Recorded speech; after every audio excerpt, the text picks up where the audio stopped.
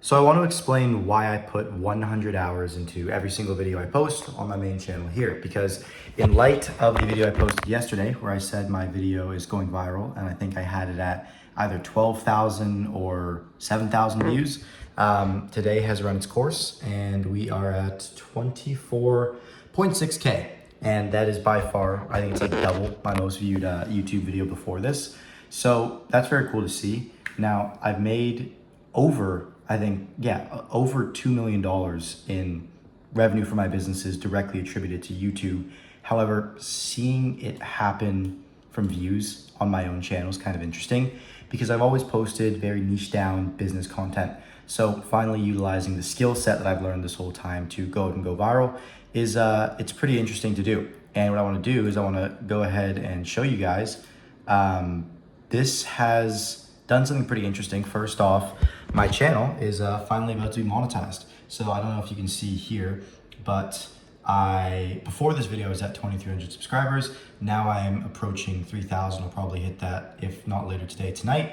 And then my watch hours, I was about at halfway and my videos kept going back because pretty much the way it works on YouTube, if you don't know, is it's in the last 365 days. So I had videos from a year ago that were counting towards my monetization that were going away. So I was actually losing hours as much as I was gaining. However, out of the 3,000 hours that you need to monetize, I have 1,600 so far. And this video alone has gotten 2.6K watch hours time. So as soon as this updates in about 5 days, which is next Wednesday, I can apply for eligibility on YouTube and have my own channel monetized for the first time, which is kind of weird considering that I've been making a lot of money off YouTube for 3 years, but don't even have my own channel monetized. Anyways, that's the overall update, but I want to talk about why I actually put 100 hours into all these videos that I'm posting.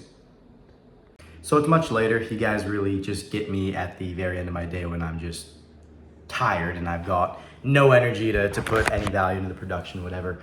But the overall of why I put 100 hours into a video comes down to one of the biggest lessons that I learned, which is that this idea that the best entrepreneurs in the world are these generalists across all areas is usually a partial truth. I don't want to say it's a lie because if you look at guys who are really good at what they do, typically they can perform every function of their business to a decent level.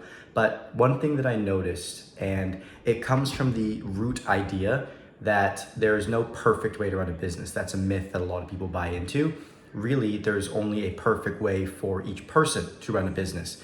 And where that goes is the top people in the world that you see, the reason why they see so much success is because they just keep doubling down on what their way is to run a business. So I'll give you an example. A lot of people look at Elon Musk and he's an entrepreneur and he meets all the descriptions of an entrepreneur. He considers himself an engineer. He's a product guy at heart. He spends all of his time on product lines worrying about how the actual end result for a consumer and customer is going to be like. He doesn't even have a marketing budget at Tesla. It's literally just his Twitter. And if you were to look at that from any conventional lens of business, you'd be thinking the guy's an idiot. What do you mean you don't have a marketing budget and you run some of the most crazy companies in the world? I'll just talk about Tesla because that's publicly traded and like SpaceX and whatnot aren't. Apologies for that, I'm still a bit sick. But if you keep continuing this logic and you really go to the extreme, maybe you can look at like the online space.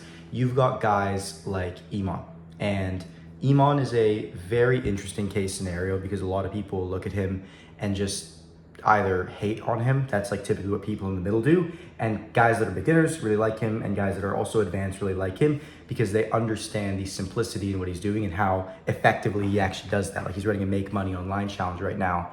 And I think it's just genius how easy and simply he's able to convey messages and just sell.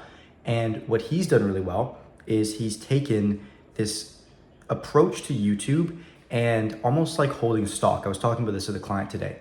It's almost like holding a stock, just committing to the one thing that you're really good at. For him, it was organic YouTube. And yes, he's dabbled in paid ads and tried other things, but the stock that he held that paid him the dividends was the fact that he did organic YouTube. And right now, everybody's paying attention to organic YouTube because it's in, right? You see people making a lot of money like that.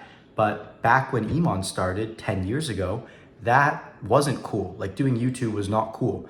And there went a period when it was cool and you saw like all the vloggers and Casey Neistat went to come up, and then it wasn't cool again. And that was when dropshipping became really popular and you saw paid ads kind of become the main mechanism. And everybody was like, let's do paid ads, let's do paid ads. And he just stayed doing YouTube. He just kept posting on YouTube the entire time. And it's almost like holding a stock through a bear market. It's gonna come back up and YouTube's gonna come back in. And when you're the guy who's just committed to that stock, to that skill and held it, it compounds exponentially and you just blow up. And that's something that a lot of people don't consider, is they don't ask themselves, what is the one thing that remains a constant? What's the one skill that I'm developing that will just keep compounding for me, right? Like when I transitioned from having a business partner running an info product in the agency space to doubling down on what I do now, I had to take out of all the skills that I had, which were mainly operations and content, and I could have went into being like an ops guy, data person, like growth operator style, and thought, okay, I have that option. I've done really well with that. Or I have the option of YouTube. And the ultimate thing is I just have to pick a constant that I actually commit to, right? Like you see a lot of people, they'll jump to doing like, right now it's AI projects. Well, the people that are winning in AI right now didn't start right now. They started years ago when AI wasn't this popular thing and it wasn't sexy. And it's gonna come back that paid ads are gonna be in again. It's inevitable to happen. It's just cycles. And then YouTube's gonna be out of style and then YouTube's gonna come back again. And it just operates typically on like 4-year cycles. It's kind of similar to crypto in that sense. And like all these like trends and markets, they kind of intertwine. And just the most important thing is to understand that they repeat. So if you get into something while it's hot, you just have to be aware that there's gonna be a time when it's not hot and you have to be able to be okay with sticking through that time. And that's really massive for YouTubers because while I think YouTube is probably the best vehicle when it comes to the dividends you get on the back of it, because there is no cost to acquire a customer and the growth is exponential. People like you more. I could talk with you all day about that. But it's so difficult to do with YouTube because it's not something that you can just immediately start up. It's something that has to continuously be put into. For example, if you build the skill of day trading and you stop trading for 6 months, you can get back into it. Yeah, you might be a bit rusty, but you can go back into it. YouTube is like you stop for 6 months and your audience is like, who the fuck is this guy? I forget who he is. People aren't subscribing to you because there's that entropy that exists with it that you constantly have to be pouring back into it. So the reason why I mention all this is because I have really dabbled in just the idea for me personally that if I just only do my main YouTube channel, I literally mean only do my main YouTube channel, and I guess I've got this I just consider this a dog to myself because I'm thinking out loud right now. I've never thought of this before. But if I just keep doing my main YouTube and I commit to just doing that, what will happen is the business of it will form around me, right? I took what I had down, which was like a lead magnet, a funnel, where I was gonna like call people, message them on Instagram and all this stuff, because I was actually doing research, to go back to the actual original topic of this video, on TJR. And let me pop open my computer and show you guys. I'll keep talking while I do this. But I like to put in 100 hours of research, and while I was doing it, he explained something which is like the richest people in the world, I know it sounds like a cliche, but the richest people in the world really just do typically one thing, maybe like 2 or 3 things. And they're so good at those 2 to 3 things, even within a thing, they only do 1 to 3 things. And that's why they're so good at it. So what I was thinking and what I've kind of done is it's kind of a myth. Like we hear 1% better every day, and that's true. But you don't get 1% better by doing individual 1% ads. Like you don't get 1% better by going into adding this color onto your webpage or adding this automation that's going to improve it by 0.5%, because that stuff isn't exponential, right? Like it could be exponential if you do literally all of them, but if you compare the leverage on that to you make those 0.5 improvements to the first 30 seconds of your video, and now your hook exponentially grows in efficiency to retaining 70% of people versus 50% of people, well, dude, that could be the difference between like 25,000 views, which is like what I've got on this video so far. And if I had a 70% hook retention, it would probably be at like 100,000. So it's just thinking like that of I would get 4x the amount of traffic, which will always yield me higher than any little 1% tweak I can make on the back end.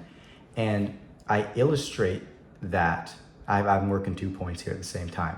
I illustrate that to say, I literally made my description and my business just like a calendar link and my Instagram. You can schedule a call if you want. And if you have questions, message me on Instagram.